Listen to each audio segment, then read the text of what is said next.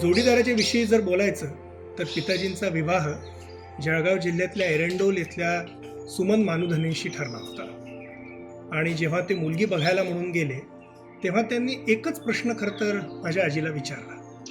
ते म्हणाले की मी स्वातंत्र्य संग्रामामध्ये होतो, मला जेल झाली होती आणि असं होऊ शकतं की माझ्यावर खटला चालू शकतो आणि कदाचित मला त्याच्यात शिक्षा होऊ शकते, पुढे अटक अजून होऊ शकते, कदाचित मला फाशी पण दिल्या जाऊ शकते. अशा परिस्थितीत समजा मी मेलो तर तू काय करशील? त्याच्यावर माझ्या आजीने उत्तर दिलं होतं की जे काम आपण सुरू केलेलं आहे ते काम मी पुढे चालवीन.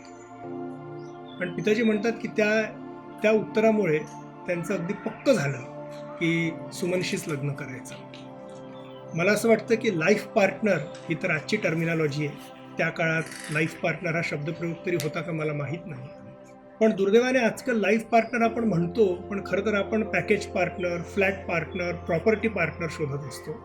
अशा वेळेला खऱ्या अर्थाने लाईफ ड्रीम्सची पार्टनर अशी व्यक्ती शोधणं हा देखील त्यांचा जो दूरदृष्टीपणा आणि खरोखरच पार्टनर आणि लाईफ पार्टनर या कल्पनेला न्याय देणारा जो हा त्यांचा विचार होता, हा देखील मला वाटतं आजच्या सगळ्या आमच्या तरुण पिढीसाठी अतिशय महत्त्वाचा आहे.